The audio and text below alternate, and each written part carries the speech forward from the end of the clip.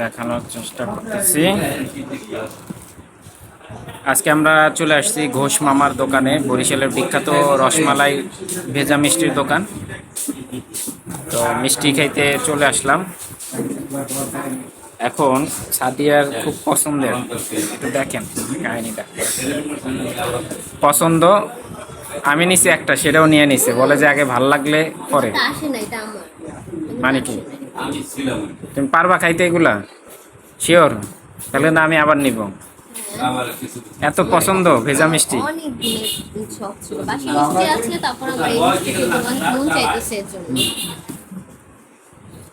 আমি মানে এমনি জানি মেয়ে মানুষ অনেক পছন্দ দেই তো। হ্যাঁ, আমাকে দিবা একটু? তাহলে আমি কি করব, বসে থাকবো? বরিশালের জন্য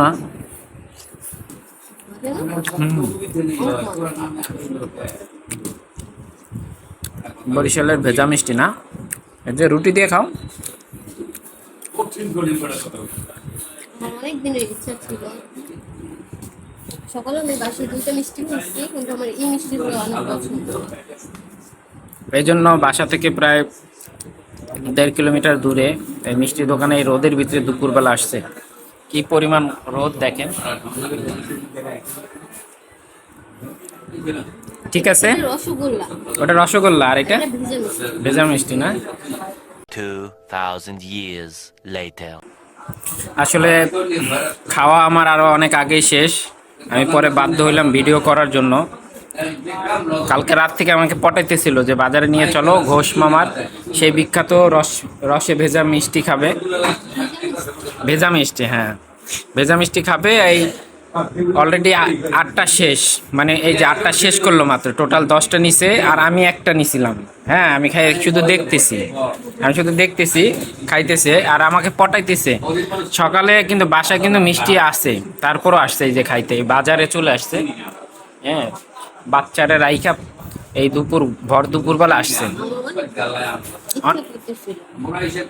অনেক ইচ্ছা ছিল, ইচ্ছা করতেছিল, এই জন্য তুমি আমার পটাইতেছিল রাত থেকে।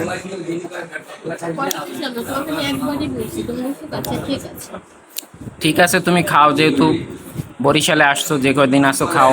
আর এমনি তো আমি চলে যাব, আর বের হইতে পারবা না, এই জন্য আমি নিয়ে আসলাম। আরো 2টা দিব। হ্যাঁ, মাত্র 10টা খাইলা। হ্যাঁ,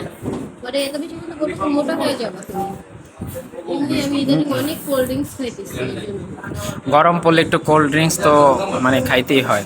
রুটি দিয়ে খাও, শেষ করো। তুমি চাইলে আরো খাইতে পারো। ভরে গেছে? শিওর? বুঝছো কিন্তু